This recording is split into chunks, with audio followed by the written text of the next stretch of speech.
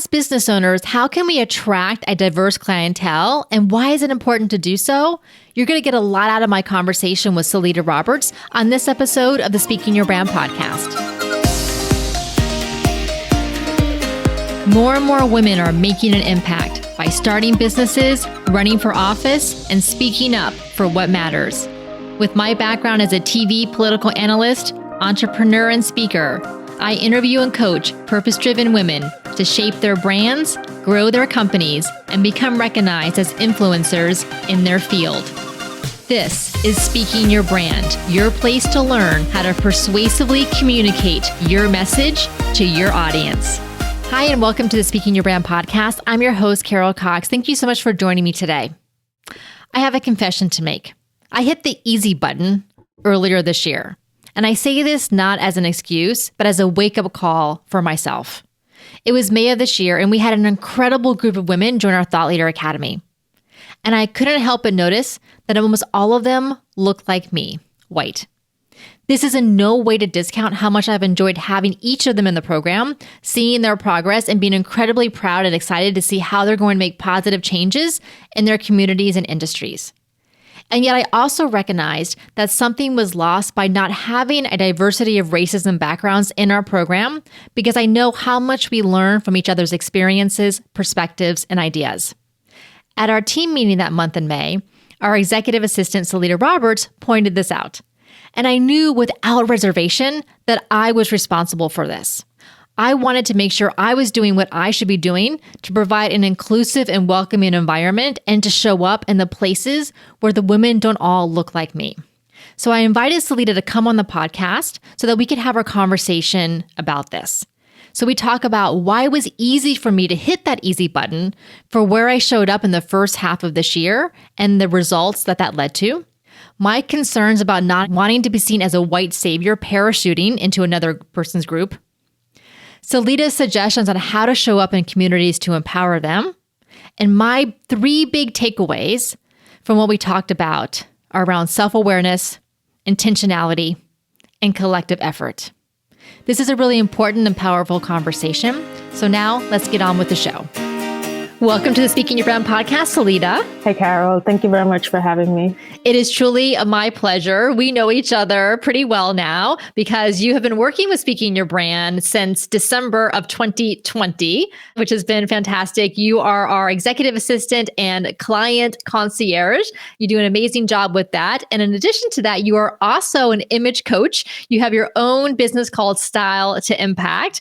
And I appreciate so much that you do that work, not only so that I can benefit, but that our clients can benefit as well. It's such a natural, it's such a nice add-on that you provide. And of course, Solita, and I want you to share a little bit with our listeners before we get into the discussion today, that as an image coach, it's much more than just picking out clothes for someone to wear. It goes much deeper than that. So you share a little bit about why it matters to you, our style and our image matters. Oh, yes. Thank you very much, Carol, for the opportunity to obviously discuss this a little bit further, because for a lot of women, we're told that style is superficial. If you pay attention to it, you must be shallow. You must be, all the adjectives that we use to describe women when we do focus on style. But as a Black woman, going into whether or not it's corporate, any spaces, we are highly judged based on how we present ourselves. And we're always worried whether or not we are, wearing the right color, if our hair is styled properly, if we're presenting and communicating the right image.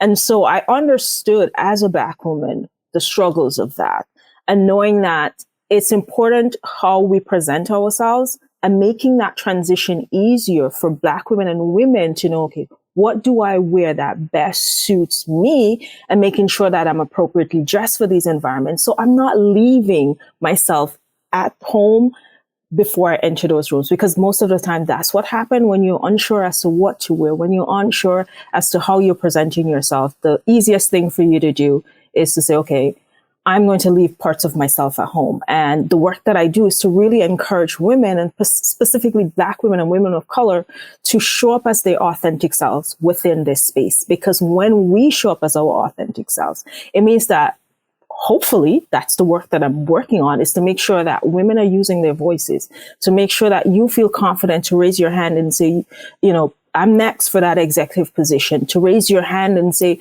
how can I support another woman? Because it's more than the clothes. It's the confidence that you will have to be able to do the things that you want to do in your life, whether or not that's personal or professionally.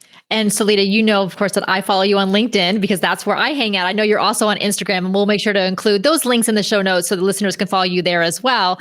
And I do appreciate your post on LinkedIn. Not only do you show us your very stylish outfits and you always look fantastic, but that there's always a deeper message behind the post and the message that you're sharing. And I believe that's why LinkedIn also selected you as in their first class of 100 creators, that program that you went through, because is more than, like you said, it's more than just the clothes that you're wearing. Absolutely. And when I started my business, like even the name itself, before I was dabbling in style, I was like, oh, I'm going to call myself Style by Solita. And that's when I was playing around with it. That's when I was finding my creative bone and just kind of like understanding how I want to be creative. But when I thought about my business and formulating that business and what I wanted to say, Style to Impact is exactly that. I want women to dress to be able to have the impact in their lives, to change how they show up, to change how they, kind of come together and create the changes that we need. It's more than that. And being able to be in that LinkedIn Creator Program was like, I was like totally shocked when I was selected. And at the same time, I'm like, oh, but I am making the change, right? Because when I talked about the idea for that program, it was changing the way women and women of color show up, right? Where we're told we're being too much. Are you too Black? Are you too Asian? Are you too Latino? You're trying to be too much. It's like, no, I'm being myself and I want to be accepted for being myself. So yeah, LinkedIn is definitely that place for me, that being able to have that outlet and talk to professional women to make them understand the importance of how they present themselves and not code switch, not walk into that room pretending to be someone you're not, leaving most of yourself at home, but knowing that you're comfortable and taking ownership of your image and how you show up in the different spaces you're in. And Solita, this idea of feeling that you can show up as yourself authentically and also feeling that you belong in whatever space that it is and feeling included is a great segue to the main topic that I want us to talk about today. And the title of this episode is Attracting a Diverse Clientele. And we could even say not just clients, but also team members to your business and organization. Obviously, DEI work, or what's also sometimes called DEIB work, so diversity, equity, inclusion, and belonging work, we know has gotten a lot of attention in the past 2 years since the summer of 2020. And many large corporations, they checked all the boxes during that immediate aftermath after George Floyd's murder and all of the marches and the protests that were happening. And now, of course, they're back, a lot of them, to quote unquote business as usual. Sadly. The reason we're having this conversation here on the podcast is because we had a Speaking Your Brand team meeting. This was back in, probably in early May. We had a Speaking Your Brand team meeting, and you, Diane Diaz, our lead speaking coach, and myself were on this meeting. And we were looking at our clientele for Speaking Your Brand, particularly for the women who are coming through the Thought Leader Academy. And I had something on my mind that had been weighing on me for the past few months or the first part of 2022. And Solita, this is why I so appreciate you being part of our team, because we got to the end of the team meeting of the agenda, and you spoke up and said, and this is why, and I'm grateful that I hope I'm giving this space in our team for you to feel comfortable doing this. And you said something like, "Well, Carol, your clientele has not been very diverse." Yeah, something to that effect. And you meant that's not the words. I'm not sure exactly what the words you said, but it was something to that effect. Yeah. And you know how there was the Oscars So White hashtag, and I joked around, and I feel like it's like speaking so white.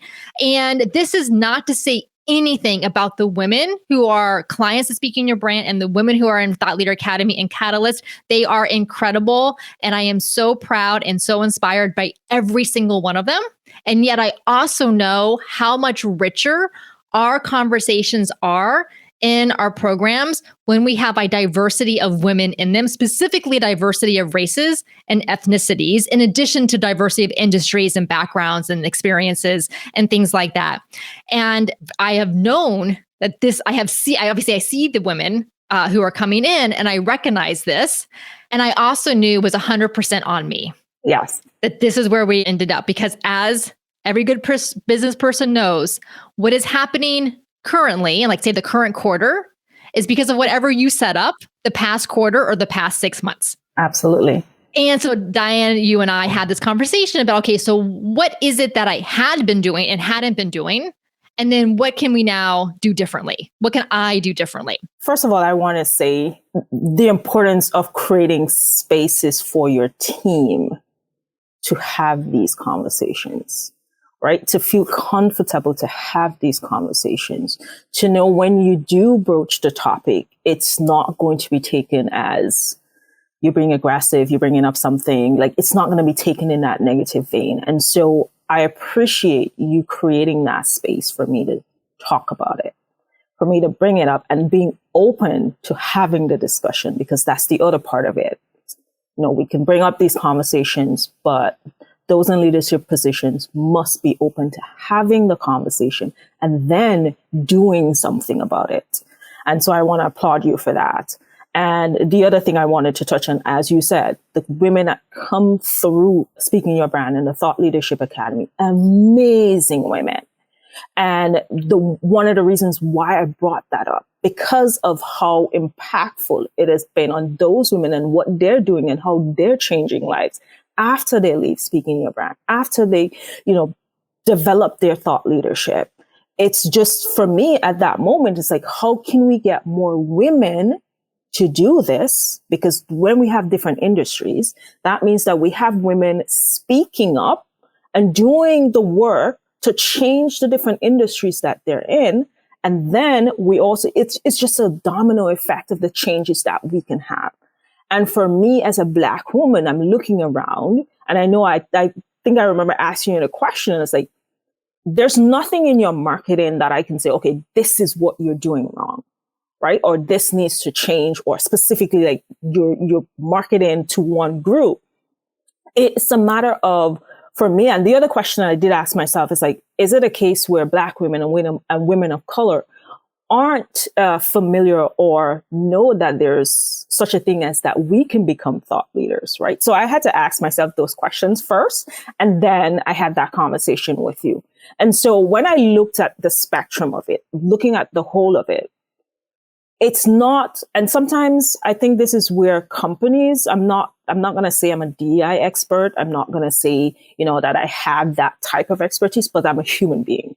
And I do understand what it's like to be a human being. I do understand what it means to want to accomplish things and feeling as though you're being left out of the equation, you're being left out of the system, your voice is not being heard. I do know what that's like. So I'm coming from that space.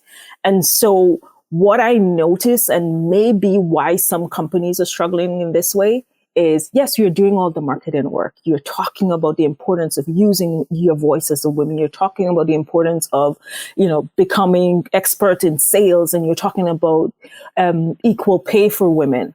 But are you going in the different communities of women? If you're just going to, basically what happens, you're going to attract your clientele, you're going to attract your team members from the communities that you're going into. So if you're going into communities that primarily looks like you, more than likely, that's going to be the members that you're going to attract in your programs. That's going to be the members that you're going to attract on your team. And that's probably where you're spending your monies as well, right? So when I look at it, and if I'm talking about advancing women's voices, or I'm talking about equal pay, bridging the gap, wage gap, if we're looking at that, then for me, it's, if you are a small business owner and you're saying this is your passion, and you talk about your thought leadership, like that, the thing that drives you, the thing that you're going to hold on to remind you of the changes that you want to make. If that's what you're saying, and you're looking at, okay, I want to change the wage gap between men and women. But if you look at the clients that are coming through your program, if they primarily look like you, maybe white, maybe Asian, whoever that is. Let's go with, because we know the wage gap between a white woman and a black woman, Hispanic, is completely different. But as a white woman, if you have such a program, but you're attracting white women, are you changing the wage gap? Or are you just basically what you have done is advancing that group of women who've already at a level that a black woman is not at, the Asian woman is not at? So for me, it's looking at it as a whole. If I'm saying I'm going to do this thing, then am I changing it for every woman that lives on earth, that decides that I, in my body, or identify as a woman? Am I making the changes there? And if you're not, it's a matter of, okay, what do I need to do? Where do I need to go? And I know when we talked about this, one of the things that you did said is like, I don't want to be, come across as a savior, right? And I like to think about it this way, because yes, that's a fear. I understand that's a fear, and no one wants to feel as though you're just kind of like intruding and say, okay, yes, I'm here. How can I help? I want to. But I like to think about it in terms of when we were younger in kindergarten, how we made friends, right? You didn't walk up to someone and just say like, hi, Carol, let me braid your hair. Let me do that. Let me do. No, you didn't. Right? You walked up to your friend, this new person that you're seeing and you like and you want to be friends with, and you, hey, how you doing? Maybe sat at the table with them one time. You shared a snack. You did little things to be able to then get to that space where you can sit down and have a full conversation, where you can have play dates and you can come over. I look at the work to be able to advance women and be able to make sure that clientele and teams and everything is diverse the same way. At least that's how I look at it, right? And being able to, okay, noticing that your clientele is not diverse as it should be. Noticing that when you're empowering women, you're not empowering all women. What do I need to do? So you're now deciding, what do I need to do? There's a community, Black community, maybe I know a leader within that space that's doing amazing work. You don't just walk in and at the same, it's like, hey, I'm here to help women become thought leaders. Like, no, you don't. You go in and you do the same thing. Have a conversation. How are you doing? Love the work that you're doing. How can I support? You have those, plant those little seeds, then you can have that bigger conversation. So you don't come across as a savior. You don't come across as someone who is, I am privileged and I recognize my privilege, and so I'm going to walk in. It's like, no, you don't do that. At least that's how I see it. And I hope that those that's listening, like, take it in the same vein, as in go back to the days of the sandbox when you just made friends and learn a little bit more about someone so that you can become better supporting each other.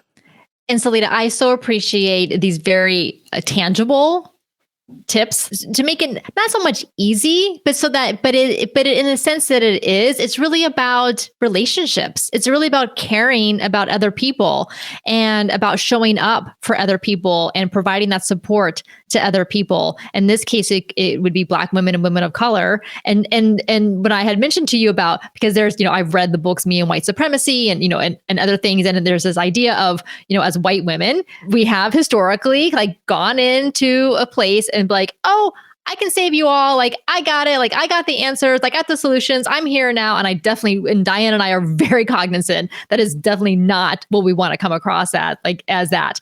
And so as you had mentioned this in our team meeting about showing up in those places where those women are, where Black women and women of color are. And of course, that makes so much sense. And then I'm thinking back to where I had been showing up for the 6 months prior to that conversation.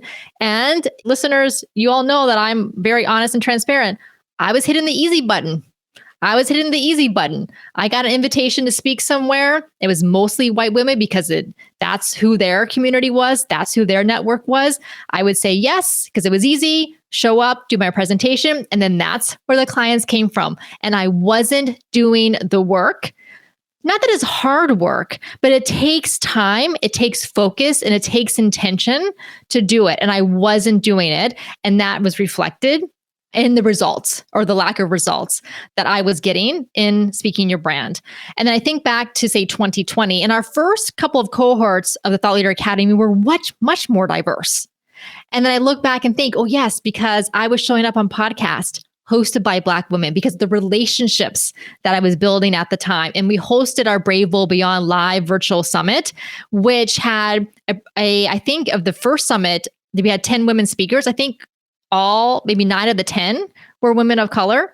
And then the second one, same thing. And so not only was I showing up in those places, but I was providing a platform to make sure to give that amplification of the voice of diverse women, which is of course what we want to be doing, but it takes intention and work. Yeah, it certainly does. And I think, as you said, the easy button, right? And sometimes this is where we talk about unconscious bias, that you don't notice that you're doing it, right? Because yes, I'm amplifying women's voices. Yes, I'm creating thought leaders. Yes, I'm doing that.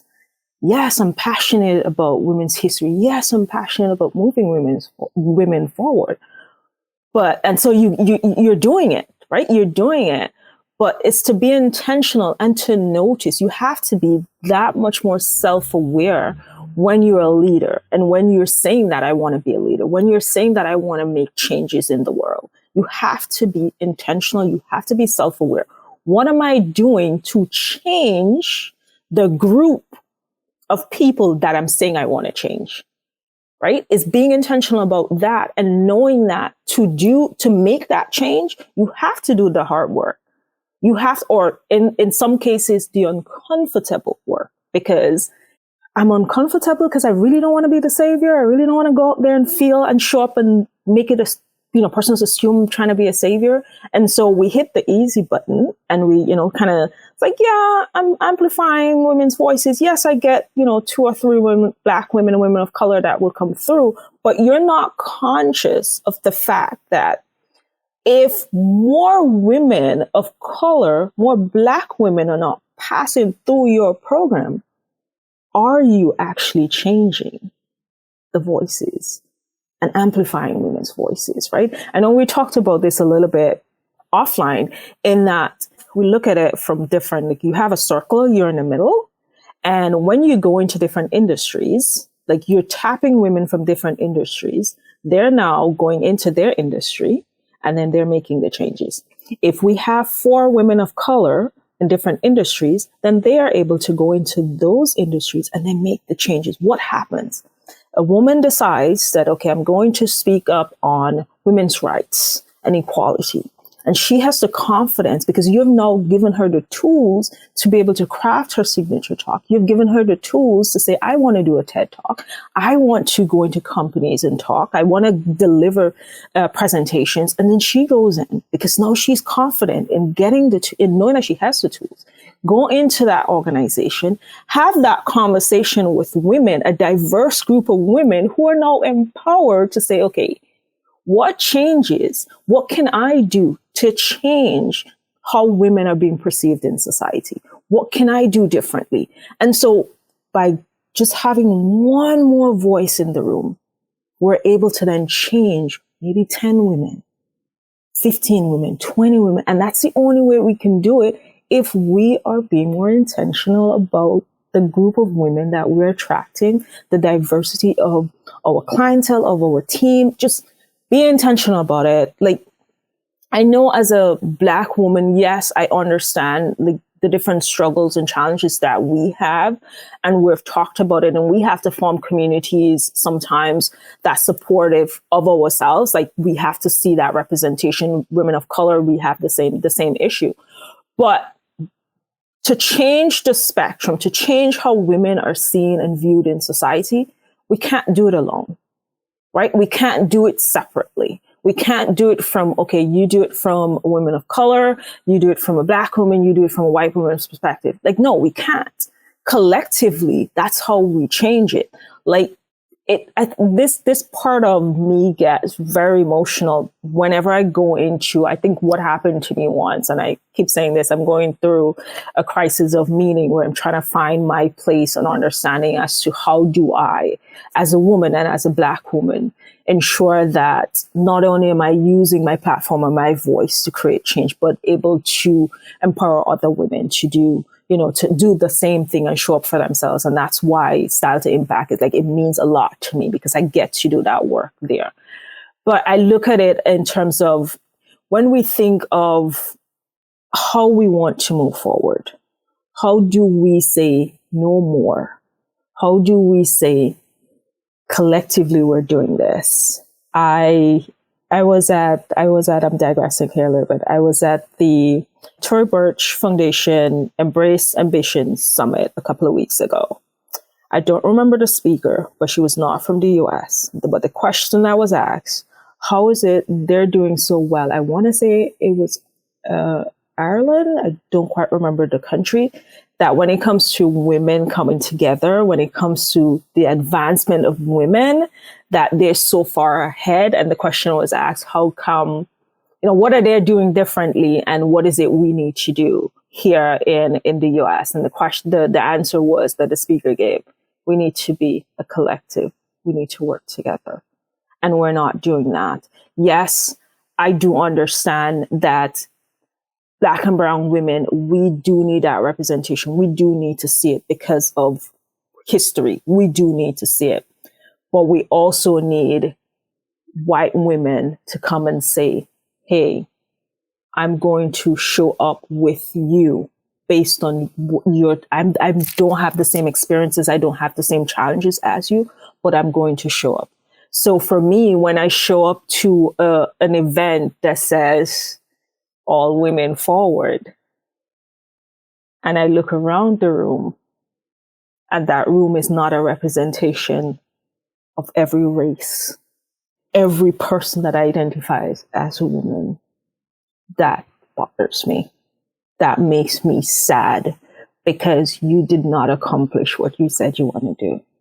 Moving all women forward. You just moved the same set of women who are already privileged ahead of the game. So we, as Black women and women of color, always feel as though we're running and we're playing catch up. Because if you have a large organization and you're saying all women forward, and as a Black woman, I walk into that room and I don't see a representation of all women, then I don't feel as though you're including me in the conversation. Thank you, Solita. Yes. So powerfully said.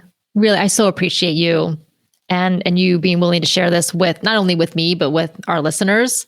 I think it really is going to change so many of their perspectives, not only perspectives, but also their intentions. And I think, back as an entrepreneur, as a podcast host, as a content creator, we have all of our metrics, revenue, sales, podcast downloads, email subscribers, whatever it happens to be.